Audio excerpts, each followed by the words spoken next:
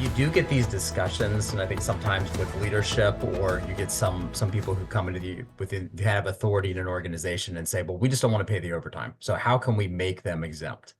And then there's all this finagling, there's all this discussion. And I can think of a client right now where I've had this discussion. And it was almost as if they got frustrated with me. I was like, you do what you want. Like this is your business at the end. This is your organization. And it was what I found though is that when people don't do this, and then you get a disgruntled employee and you get a complaint, what often happens is it triggers something that could have been taken care of in a very small manner, and then it comes in, and then from the administrative nightmare side, it's the people having to go in and then calculate back all these years of money that they should have paid, and it's a little bit gray. And did they work here? Did they not work here? Didn't track their hours totally. So it ends up that whole administrative strain, which is, distraction. It's a distraction to the company. The other thing that it does that I've seen the nightmarish situation is when that happens is then it just triggers other potentials, other audits that take place.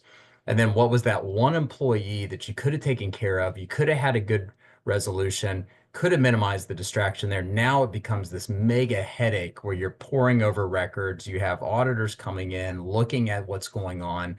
And the next thing you know, you've got a massive situation that led to a lot more dollars.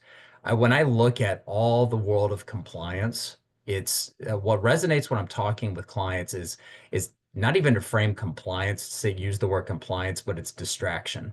And to get people to understand that this goes beyond just compliance for compliance sake, it's distraction. Here's the distraction it causes. So here's the risk you have. Here's the distraction it's going to cause, because not only does it come in and it disrupt the finances that you're going to have to pay, it also disrupts people's time where they could be focusing on what are more mission critical items and what the vision of the organization is. And now they're spending their time digging through boxes, digging through records, getting on the computer, trying to go into the payroll systems.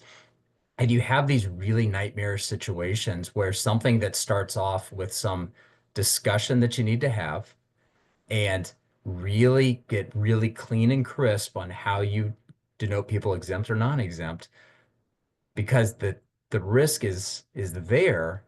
And if it does open up, it just goes down. I see a lot of times to this, all these different branches of this problem that started with just one simple thing that could have been corrected early.